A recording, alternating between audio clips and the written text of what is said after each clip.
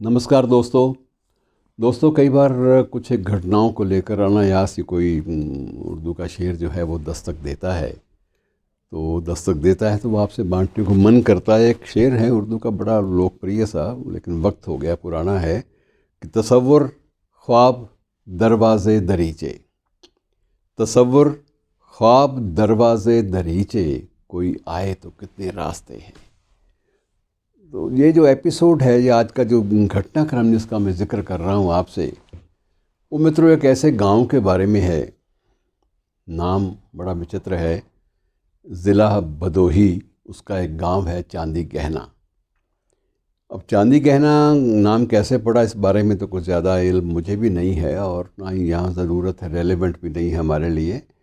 लेकिन इसमें ये सबसे बड़ी बात यह है कि इस गांव में पिछले 80 साल से कभी किसी की घर पर मुख्य द्वार पर कभी दरवाज़ा नहीं लगा, और कोई दरवाज़ा नहीं है, कोई बंद दरवाज़ा नाम की चीज़ जो है उसका तसव्वुर यहाँ किया ही नहीं जाता, खुला रखा जाता है।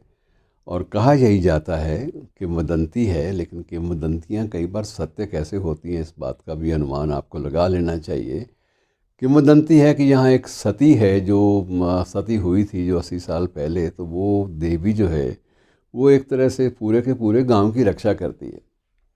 अब इसमें आप कहाँ तक आगे स्वीकार करते हैं इन बातों को एक तरफ भी रखें, तो ये हकीकत है कि 80 साल से उस गांव में कोई दरवाज़ा, बंद दरवाज़ा ना होने के बावजूद कभी कोई चोरी नहीं हुई, कभी कोई डकैती नहीं हुई, कभी कोई हमला किसी ने नहीं किया, कोई ऐसा बिल्कुल घटना नहीं ऐसी हुई, अप्रिय घटना जिससे ये जागरूकता हो कि दरवाज़े बंद रखे जाएं। और सबसे बड़ी बात यह है कि अब बीच बीच में थोड़ा सा आया कि जंगली जानवरों का क्या हो, इंसान तो चोर तो नहीं घुसेगा, सती रोक लेगी, पर जंगली जानवर तो बेचारे बेचारे हैं, उनके पास तो जहन भी नहीं, दिमाग भी नहीं है, और वो कई बार अंदर घुस आएँ तो क्या किया जाएगा। तो इसलिए बेहतर ही समझा गया कि जंगली जानवर के ख़िलाफ़ भी कोई कार्रवाई करनी हो, दरवाज़े बंद रखने की अगर परंपरा नहीं है तो ये ज़रूर है कि वहाँ कुछ बांस की खरपच्चें जो हैं वो जहाँ प्रवेश होता है, जहाँ से घर में, वो लगा दी जाएं ताकि जंगली जानवर आसानी से अंदर ना जा सकें। चोर तो नहीं जाएगा, ये तो तय है, सती ने उसको रोक रखा है, ये एक मान्यता है। और वो भी अब जब लोगों ने थोड़े से बांस के खरपच्चे लगाने शुरू किए तो वो भी बाकी लोगों ने एतराज़ किया, तो वो भी हटा दिए गए। कि जब हमारा विश्वास है, हमारी आस्था है एक चीज़ पर, तो उसको हमें बार बार दोहराना नहीं चाहिए। तो मित्रों एक ऐसा गांव जिसमें चांदी गहना, जिसमें कभी आज तक चोरी नहीं हुई, 80 साल से कोई डकैती नहीं हुई, और दरवाज़ा भी नहीं है, ऐसा ही एक जो मान्यता है वो ये शिरडी के पास ही साईं का जहाँ मंदिर है शिरडी का, तो शिरडी गांव के पास ये एक कस्बा है जहाँ लोग जब शिरडी की यात्रा पे जाते हैं तो वहाँ ज़रूर जाते हैं। वो है शनि शिंगणापुर का मंदिर।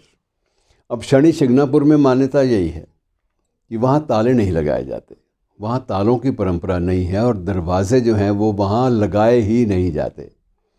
अंदर किसी ने अपनी प्राइवेसी के लिए घर के अंदर जाके कोई दरवाजे लगाने हों, वो भी अपनी निजत्व के लिए, अपनी प्राइवेसी के लिए, वो बात अलग है, लेकिन मुख्य द्वार पर दरवाजे बिल्कुल नहीं लगाए जाते। और मान्यता वहाँ भी यही है कि शनि जो हैं वो इस शिंगणापुर के देव हैं, देवता हैं, और वह किसी भी घर में चोरी नहीं होने देते। और यही घटना जो मैंने आपको चांदी गहना गांव के बारे में बताई, ये वहाँ पर भी यही प्रचलित है कि वहाँ पर भी शनि शिंगणापुर में किसी घर में ताला या दरवाज़ा, दोनों चीज़ें ही बिल्कुल, इन पर पाबंदी है कि ये मुमकिन नहीं होगा कि कोई भी चीज़ लगे।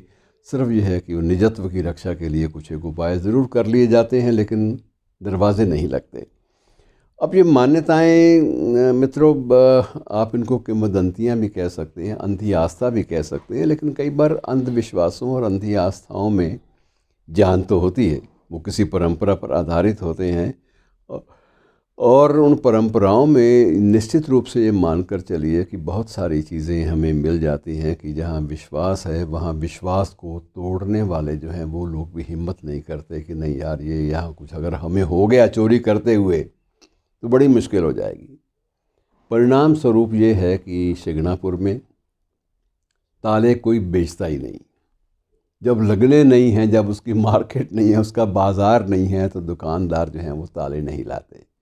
और वहाँ एक परंपरा है कि जब आप शनि के मंदिर में जाएंगे शिंगणापुर में तेल चढ़ाने के लिए, तो वहाँ आपको अंदर प्रवेश से पहले स्नान भी करना पड़ेगा और नए वस्त्र पहनने पड़ेंगे। आप पुराने वस्त्र जो एक सांसारिक रूप में आपने पहन रखे हैं वो सारे के सारे बदलने पड़ते हैं, और आपको स्नान करने के बाद ही वहाँ प्रवेश की अनुमति होती है।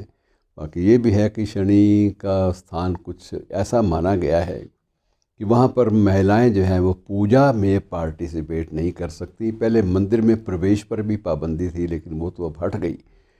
मैं भी वहाँ पर गया हूँ, लेकिन मैं अपनी अर्धांगिनी को साथ लेकर गया हूँ, तो मुझे किसी ने टोका नहीं है। सिर्फ यह है कि जो पूजा का अधिकार है शनि पर तेल चढ़ाने का, वो सिर्फ पुरुषों को है। अब ये क्यों है, इस बारे में कोई स्पष्ट निर्देश नहीं है, लेकिन ये ज़रूर है कि शनि भी हो सकता है कि शनिदेव जो है वो महिलाओं से उनका भी सम्मान करते हों, जैसे हमें करना चाहिए, और वो समझती हों कि इनकी तो पूजा होनी चाहिए महिलाओं की, और उनकी पूजा इनसे मैं करवाऊं, ये बात गलत हो जाएगी।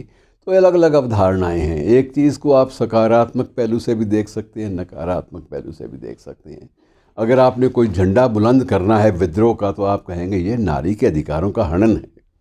और अगर आपने झंडा बुलंद नहीं करना, तो आप ये भी मान सकते हैं कि जो मान्यता एक वहाँ प्रचलित है कि शनि जी महिलाओं का सम्मान करते हैं, तो वो नहीं चाहते कि महिलाएं वहाँ पर आकर उनकी पूजा करें। वो स्वयं पूजनीय है, यत्र नार्यन्तु पूज्यन्ते, तो ये भी बात है।